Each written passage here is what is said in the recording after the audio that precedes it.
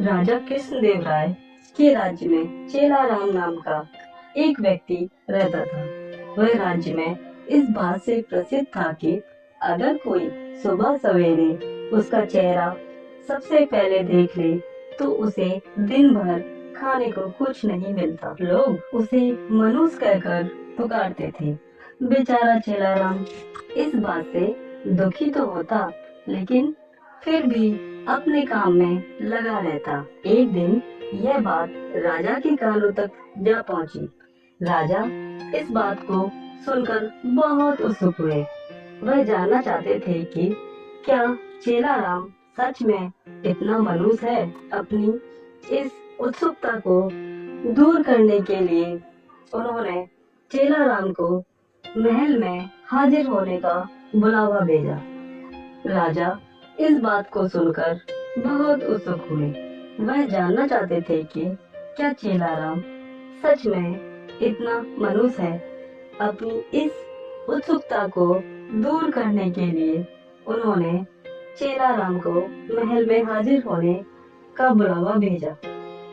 दूसरी ओर चेलाराम इस बात से अनजान खुशी खुशी महल के लिए चल पड़ा। महल पहुंचने पर जब राजा ने उसे देखा तो वे सोचने लगे कि ये चेलाराम तो दूसरों की भांति सामान्य प्रतीत होता है। यह कैसे दूसरे लोगों के लिए मनहूसियत का कारण हो सकता है। इस बात को परखने के लिए उन्होंने आदेश दिया कि चेलाराम को उनके शयन कक्ष के सामने कमरे में ठहराया जाए। आदेशानुसार चेलाराम को राजा के कमरे के सामने वाले कमरे में ठहराया गया। महल के नरम बिस्तर, स्वादिष्ट खान पान व राजसी ठाट बाट को देखकर चेलाराम बहुत खुश हुआ। उसने भरपेट खाना खाया और रात को जल्दी ही सो गया। अगली सुबह जल्दी ही उसकी आंखें खुल गई, लेकिन वह बिस्तर पर ही बैठा रहा। इतने में राजा कृष्णदेव राय उसे देखने के लिए कमरे में आए। उन्होंने चेलाराम को देखा और फिर अपने हर रोज के जरूरी काम के लिए चले गए।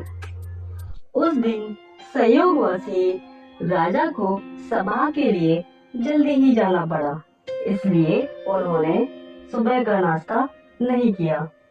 सभा की बैठक दिन भर इतनी लंबी चली कि सुबह से शाम हो गई, लेकिन राजा को भोजन करने का समय न मिला।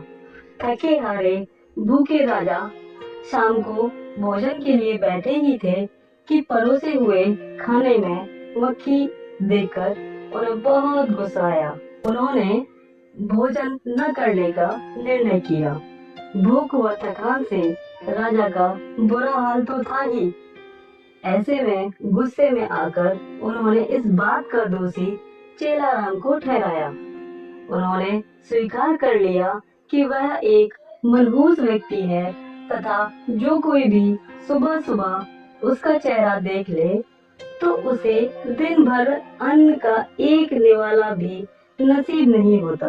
उन्होंने गुस्से में आकर चेलाराम को मृत्यु दंड की सजा सुनाई और कहा कि ऐसे व्यक्ति को राज्य में जीने का कोई अधिकार नहीं। जब यह बात चेलाराम को पता चली तो वह भागा भागा तेनालीराम के पास पहुंचा।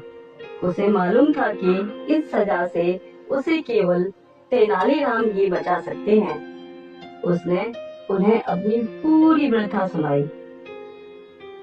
तेनालीराम ने उसे आश्वासन दिया और कहा कि वह न डरे और जैसा वो कहते हैं बिल्कुल वैसा ही करे। अगले दिन फांसी के समय चेलाराम को लाया गया। उससे पूछा गया कि क्या तुम्हारी कोई आखिरी इच्छा है।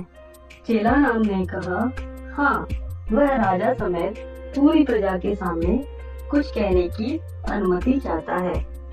इतना सुनते ही सभा का ऐलान किया गया। जब चेलाराम सभा में पहुंचा तो राजा ने उसे पूछा, बोलो चेलाराम, तुम क्या कहने की अनुमति चाहते हो।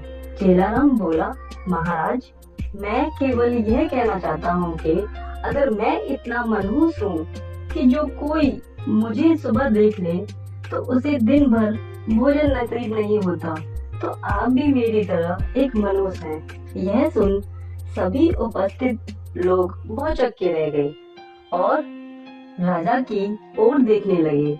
राजा ने भी क्रोधित स्वर में कहा, तुम्हारी ये मजाल कि तुम ऐसी बात कैसे और किस आधार पर कह सकते हो। चेलाराम ने जवाब दिया, महाराज, उस दिन सुबह सबसे पहले मैंने भी आपका ही चेहरा देखा और मुझे मृत्युदंड की सजा सुनाई गई।